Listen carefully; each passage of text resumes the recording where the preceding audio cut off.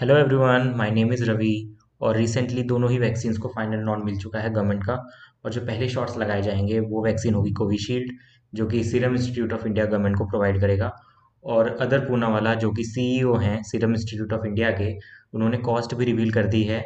उन्होंने कहा है कि जो भी 100 मिलियन डोजेज होंगी पहली, वो गवर्नमेंट को देंगे 200 रुपये पर वैक्सीन। और अगर ये वैक्सीन मार्केट में आती है सेलिंग के लिए तो वो 1000 रुपीज़ में अवेलेबल होगी। तो जो भी वैक्सीन्स का प्रोसीजर होता है, जो ट्रायल्स का प्रोसीजर होता है, उसके ऊपर एक्सपर्ट्स ने अपने काफ़ी सारे एक्सपर्ट्स ने इसको क्रिटिसाइज़ किया है। और उसी को ही आज हम डिस्कस करने वाले हैं।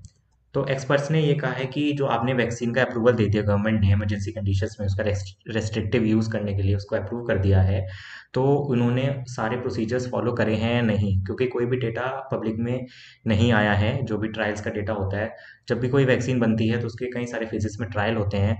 तो कहीं ये गवर्नमेंट ने जल्दी जल्दी में कोई स्टेप स्किप तो नहीं कर दिया है, कोई भी डेटा उन्होंने पब्लिकली नहीं दिया है, कोई भी की इन्फॉर्मेशन उन्होंने प्रोवाइड नहीं की है। तो इसी को ही एक्सपर्ट्स क्रिटिसाइज कर रहे हैं। ठीक है।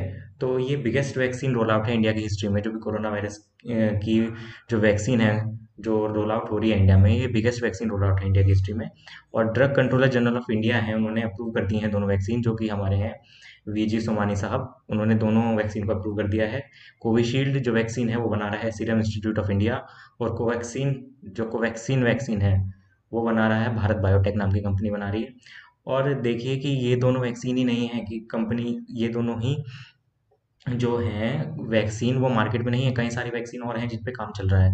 बहुत सारी कंपनीज भी कई सारी वैक्सीन पे काम कर रही हैं। तो जिस तरीके से इन दोनों को अप्रूवल मिला है और जिस तरीके से आगे प्रोसीजर फॉलो होंगे, तो एक एग्जाम्पल सेट हो जाएगा आने वाले वैक्सीन के लिए भी कि कौन कौन से प्रोसीजर्स उन लोगों को फॉलो करने हैं। और इंडिया को वैक्सीन का मैन्युफैक्चरर माना जाता है वर्ल्ड में, लेकिन इंडिया इंडिया की रेपुटेशन ये नहीं है कि वो किसी भी वैक्सीन में को स्क्रैच से बनाए, फिर उसके ऊपर टेस्ट करे और फिर वर्ल्ड को प्रोवाइड करे। लेकिन जो ये पैंडेमिक है कोरोना वायरस, तो ये एक अपॉर्चुनिटी देता है इंडिया को कि वो किसी वैक्सीन पे स्क्रैच से काम करे और फिर उनका ट्रायल करे, उनका टेस्ट करे और वर्ल्ड को प्रोवाइड करे वैक्सीन। ठीक है। और ये भी वैक्सीन के डबल ब्लाइंडेड फेज 3 ट्रायल था। आप देखिए वैक्सीन के जो ट्रायल होते हैं उनके कई सारे फेजेस होते हैं। ठीक है।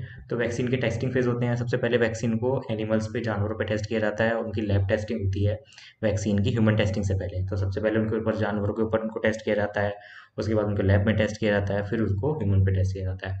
तो फेज़ 1 में क्या होता है, बहुत ही स्मॉल स्केल टेस्ट ट्रायल्स होते हैं फेज़ 1 में, जिसमें कुछ पार्टिसिपेंट होते हैं, कुछ लोगों पे ट्राई किया जाता है और ये देखा जाता है कि वैक्सीन सेफ है या नहीं। फेज़ 2 ट्रायल्स पे कुछ 100 सब्जेक्ट्स को लेते हैं, कुछ 100 पीपल को लेते हैं और फिर उसमें वैक्सीन की जो एफिशिएंसी है डिजीज़ के खिलाफ उसको चेक किया जाता है। और फेज़ 3 ट्रायल्स में ये 100 जो पीपल थे फेज़ 2 ट्रायल्स में, ये अब थाउजेंड्स ऑफ पीपल बन जाते हैं फेज़ 3 ट्रायल्स में। तो उसमें क्या होता है कि उसमें वैक्सीन की एफिशिएंसी और फिर कुछ ड्यूरेशन ऑफ टाइम के बाद उसके जो साइड इफ़ेक्ट्स हैं, उसकी कितनी एफिशिएंसी है, ये सब मेजर किया जाता है। और फेज़ 4 ट्रायल भी होता है, जो कि मार्केट में रोल आउट होने के बाद होता है, जिससे कि उसके साइड इफ़ेक्ट को स्टडी किया जाता है और लॉन्ग टर्म में उसके क्या इफ़ेक्ट होगा वो देखा जाता है। तो अगर कोई वैक्सीन रेडी है तब भी उसके बहुत सारे चैलेंजेस हो सकते हैं, क्योंकि वैक्सीन बहुत सारी पॉपुलेशन है। एक तो इतनी सारी डाइवर्सिटी है पॉपुलेशन में, तो हर हर बंदे के ऊपर, हर पीपल के ऊपर वो काम करे, वैक्सीन अफेक्टिव हो, ये सबसे बड़ा चैलेंज है। और ऊपर से ये नोवल कोरोना वायरस है, जो कि इसके अलग अलग स्ट्रेन मिलते रहते हैं, कि एक नया स्ट्रेन जैसे ब्रिटेन में, यूके में मिला था, तो वो सारे स्ट्रेन्स के खिलाफ ये इफेक्टिव होनी चाहिए कोरोना वैक्सीन, तो ये भी एक बड़ा चैलेंज बन जाता है। तो जो भारत बायोटेक है, देखिए जो एसआईआई है सीरम इंस्टीट्यूट ऑफ इंडिया, उसका एग्रीमेंट किसके साथ है, एस्ट्रोजेनेका नाम की कंपनी के साथ, जो कि यूके की एक फार्मास्यूटिकल कंपनी है। तो जो फेज 3 के ट्रायल्स का डेटा है, तो वो खुद ना पब्लिश करके इन्होंने जो एग्रीमेंट कर लिया एस्ट्राजेनेका के साथ, जो यूके और ब्राजील से इन्होंने डेटा मंगवा लिया फेज 3 ट्रायल का, सीरम इंस्टीट्यूट ऑफ इंडिया ने। और जो इन्होंने खुद ने टेस्ट किया है 1600 इंडियन वॉलंटियर्स के ऊपर, उसका डेटा पब्लिक नहीं किया है। तो और भी कई सारे वैक्सीन हैं, जैसे फाइजर है, मॉडर्ना है, एस्ट्राजेनेका है। तो इन्होंने भी अपनी अपनी पॉपुलेशंस पे, जो भी कंट्रीज़ की सारी हैं फार्मास्यूटिकल कंपनीज, तो अपनी अपनी पॉपुलेशन पे टेस्ट किया और जो उसके हैं पार्शियल रिजल्ट्स पब्लिश करे पब्लिक में। और उसके बाद जो उनके रेगुलेटर्स होते हैं उन्होंने उनको परमिशन दे दी है। तो सीरम इंस्टीट्यूट ऑफ इंडिया जो है, उन्होंने अपना डेटा ना पब्लिश करके एग्रीमेंट कर लिया एस्ट्राजेनेका कंपनी के साथ, जो कि यूके की कंपनी है। तो उन्होंने यूके और ब्राज़ील से फेज 3 का जो ट्रायल का डेटा है वहाँ से मंगा लिया है, और अपना डेटा जो उन्होंने ट्रायल करा 1600 इंडियन वॉलंटियर्स पे, वो कहीं भी उन्होंने पब्लिक में वो नहीं किया, पब्लिकली डिस्क्लोज नहीं किया उसको। और जो भारत बायोटेक है, कोवैक्सीन नाम की जो वैक्सीन बना रही है भारत बायोटेक नाम की कंपनी, तो उन्होंने तो फेज 3 ट्रायल्स का भी शुरू भी नहीं कराया। वो कंडक्ट कर रहे हैं फेज 3 ट्रायल। उसके लिए वो क्या कर रहे हैं, वॉलंटियर्स को रिक्रूट कर रहे हैं अभी भारत बायोटेक। क्योंकि फेज 3 ट्रायल में क्या होता है, थाउजेंड ऑफ वॉलंटियर्स पे टेस्ट होता है वैक्सीन का। उसकी एफिशिएंसी देखी जाती है, एक टाइम ड्यूरेशन में उसका जो एफिशिएंसी होगी वैक्सीन की डिसीज के खिलाफ वो देखी जाता है, सब कुछ मेजर करा जाता है। तो अभी वो फेज 3 के ट्रायल भारत बायोटेक कर रहा है और गवर्नमेंट ने इन दोनों वैक्सीन को ही अप्रूव कर दिया, बिना बिना इन सब ट्रायल्स के हुए हुए पहले ही उन्होंने अप्रूव कर दिया है। तो इसी बात को एक्सपर्ट्स क्रिटिसाइज कर रहे हैं कि आप सारे जो ट्रायल्स हैं, सारे जो स्टेप्स हैं, उनको फॉलो करना चाहिए था। ठीक है। और जो इंडिया का डेटा है जो फर्निश हुआ है वैक्सीन के बारे में, तो वो खाली ये कह रहा है कि वैक्सीन है जो सेफ है ह्यूमंस के लिए, और कुछ ना कुछ वो रिस्पॉन्स बॉडी में करेगी डिजीज के खिलाफ।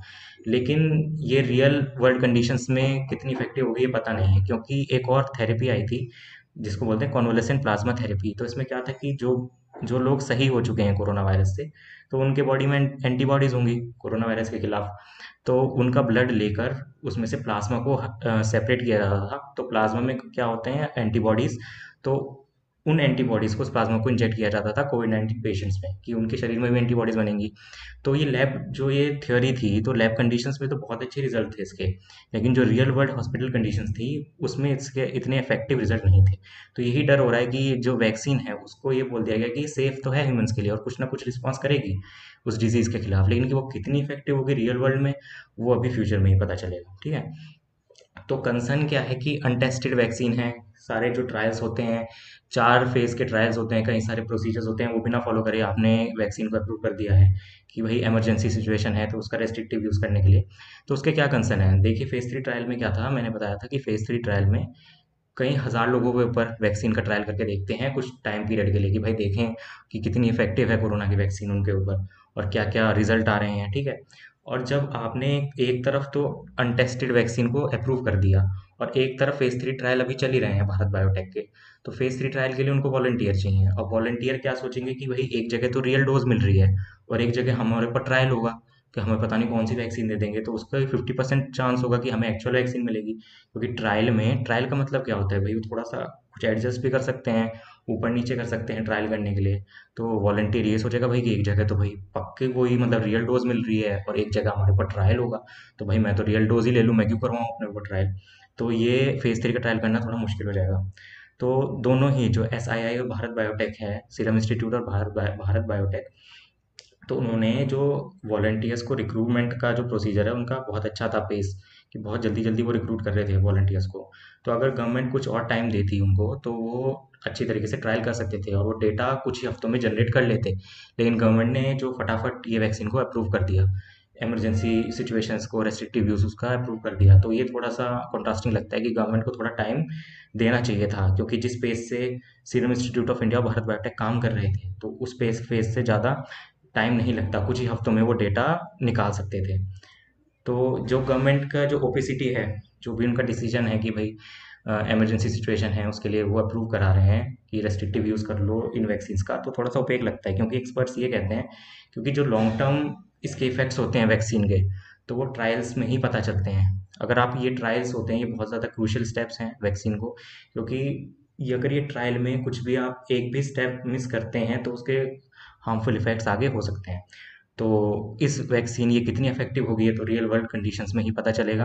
रियल वर्ल्ड के जो हॉस्पिटल कंडीशंस हैं, जो रियल वर्ल्ड पेशेंट पे जब टेस्ट होगा तो तभी पता चलेगा। लेकिन जो गवर्नमेंट है उसको सारे प्रोसीजर फॉलो करने चाहिए थे अप्रूवल से पहले।